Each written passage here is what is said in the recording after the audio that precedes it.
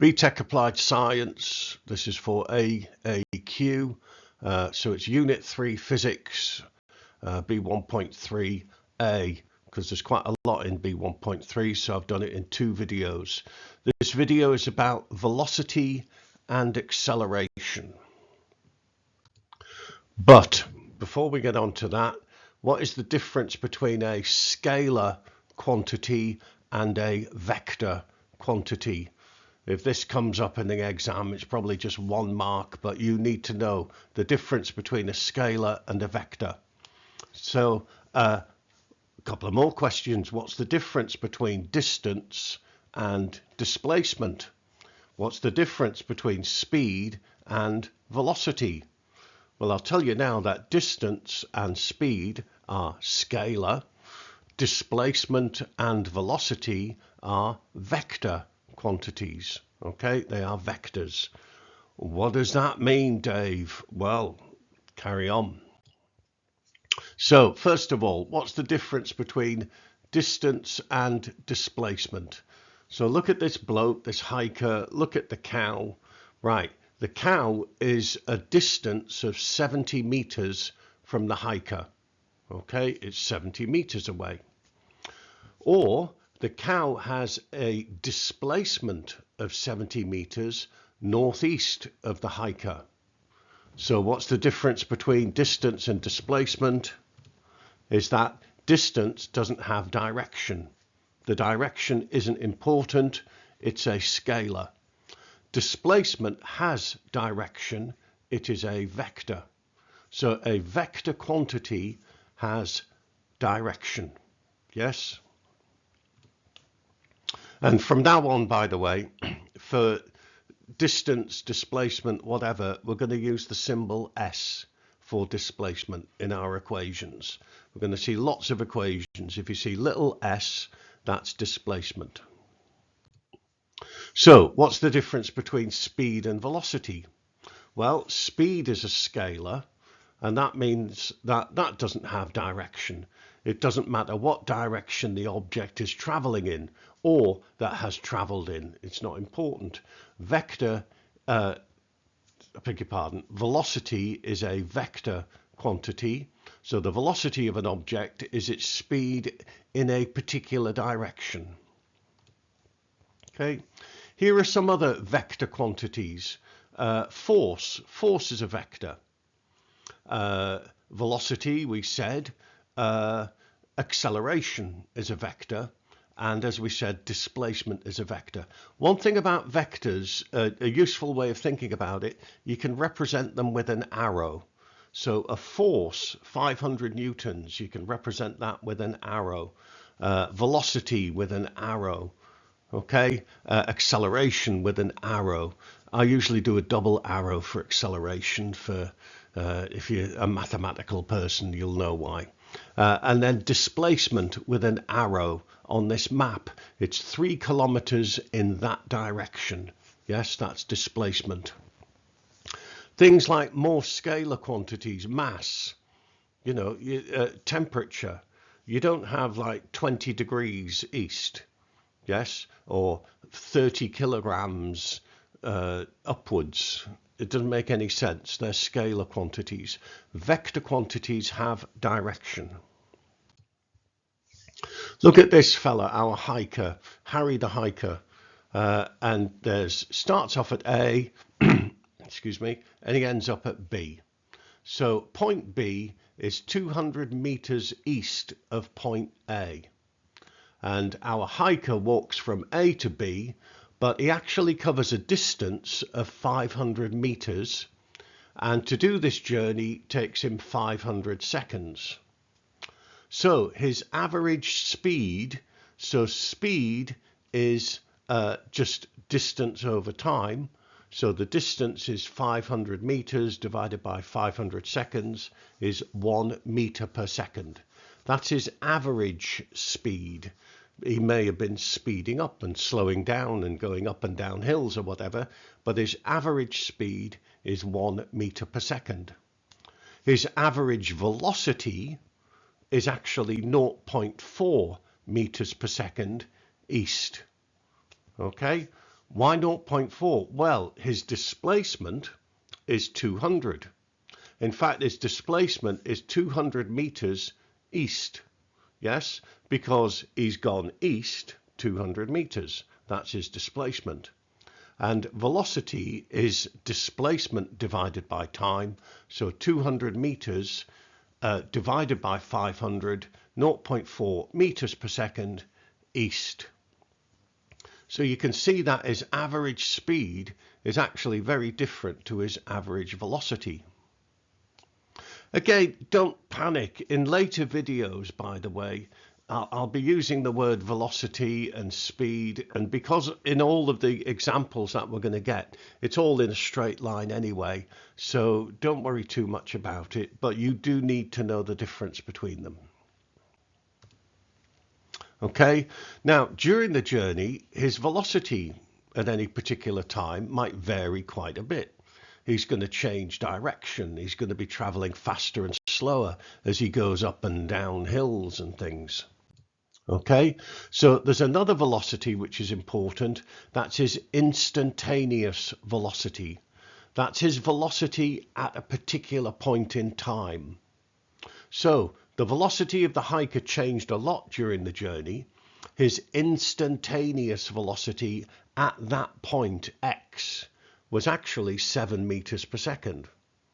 Yes, at that particular point in time, maybe he was going downhill, so he was traveling quite fast, and he was going south at that point in time. So his instantaneous velocity was 7 meters per second south. What we're going to do now is displacement time graphs and then velocity time graphs. Now, you did this in GCSE science, or you might have done GCSE physics. So hopefully this is going to be nothing new. You should understand this. So displacement time graphs first. A graph of displacement against time. Look at this. This is a displacement time graph for a journey. So we've got displacement against time. It's telling us the displacement at different times. Have a go at these questions on your own. Hopefully you can do those. Use your calculator if you need it. I'll show you the answers in 3, 2, 1. Okay, what is the displacement of the object from its starting point at 50 seconds and at 100 seconds? Well, at 50 seconds, so there's 50 seconds there, and his displacement is 30 meters per second. Okay, I should be using a pen here. There you go, 30 meters per second there. Okay, at 100 seconds, his displacement is 40 meters. Easy peasy. What is the average velocity of the object in the first 50 seconds? Well, in the first 50 seconds, so from 0 to 50, the displacement is 30, so 0.6 meters per second. Okay. By the way, I'm a bit lazy. For meters per second, I do that, you know, in any questions you get, by the way, ms to the -1. Yeah, it means exactly the same thing. It's just a different way of writing it. Okay, meters per second. Yes. What is the velocity of the object at t equals 60 seconds? Well, at t equals 60 seconds, you'll notice that its displacement isn't changing. So if its displacement isn't changing, then it's probably not moving. Yes, so its velocity is 0. And then what is the average velocity over 100 seconds? Well, over 100 seconds, from 0 to 100, its displacement is 40. So 40 over 100 is 0.4 meters per second. Well done if you got all of them right. Here's another displacement time graph. What is the velocity of this object in kilometers per minute in each of the 3 stages in its journey? Now, kilometers per minute, don't panic. We've got distance in kilometers, we've got time in minutes, we'll just divide the distance or the displacement by the time. We'll get the answer. So you work it out, and I'll show you the answers in 3, 2, 1. And there you go. Hopefully you got those. Okay. Notice that stage C, now I'm being very pedantic here. This is probably something you won't have to worry about, but the displacement is actually negative. Now, why? Because it's actually coming back again, isn't it? It's coming closer to where it started from. So its displacement is negative, and so the velocity would actually be negative as well. Don't panic. Probably won't worry about that too much. Okay, now velocity time graphs. This is not a displacement time graph. This is a velocity time graph. How do I know? Because look there, it says velocity. That's how I know. This is a velocity time graph. And this tells me about the velocity, how the velocity of an object varies with time. Okay. In the first 20 seconds, the velocity is getting bigger. Yes. And then, yes, from 20 seconds to 35 seconds, the velocity isn't changing. So it's traveling at a steady speed, a steady velocity, a uniform velocity, we say. So its acceleration is 0.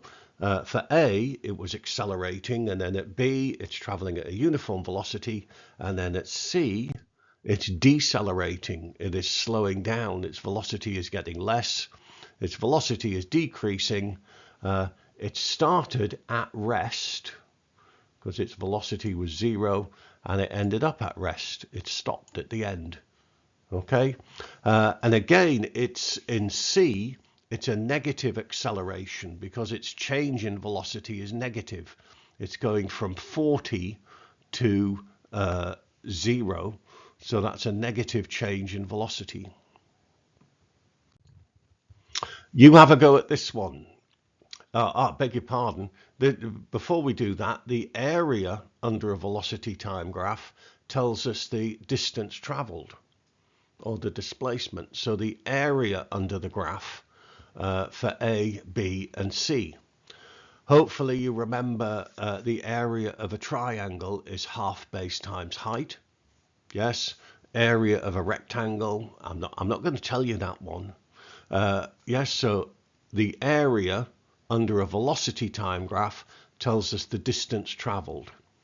The area under a displacement time graph doesn't tell us anything. Yes, it's meaningless. The area under a velocity time graph is the distance traveled. So the first one, triangle, half 20 times 40, 400 meters. Then we've got 600 meters. Then we've got 200 meters. So the total distance traveled is 1,200 meters, isn't it? Okay. Now, acceleration. What do we mean by acceleration? Acceleration is getting faster, speeding up, isn't it? It's actually how much the velocity gets bigger every second. So it's the change in velocity, which is meters per second, divided by time, which is seconds. So it's meters per second, or meters per second squared. Yes, it's the change in velocity every second. The change in velocity divided by time. Okay, in A, now the object accelerates for 20 seconds. So the change in velocity is 40 divided by 20. So that would be 2 meters per second squared. Yes. Stage A, the acceleration is the change in velocity divided by time, 2 meters per second squared. Be careful with the units. If you get a question on this and you have to work out what I've just done, if you didn't say meters per second squared, you would lose a mark. Okay. Velocity, meters per second. Acceleration, meters per second squared. At stage B, the velocity isn't changing, so the acceleration is 0. It's traveling at a uniform velocity. Stage C, the acceleration is actually negative because the change in velocity is negative. So it's minus 4 meters per second squared. Key points. A displacement time graph tells us displacement against time. And looking at this, displacement against time, slow, not moving, fast, okay. Velocity is change in displacement over time, yes. Velocity time graph tells us the velocity of an object at different points in time. And look, the object's accelerating, constant velocity, dear me, what idiot did this? That's AI for you. Velocity, and then it's decelerating. We can find the acceleration of the graph from the gradient, actually. And then the displacement is the area under the graph. And acceleration is change in velocity over time.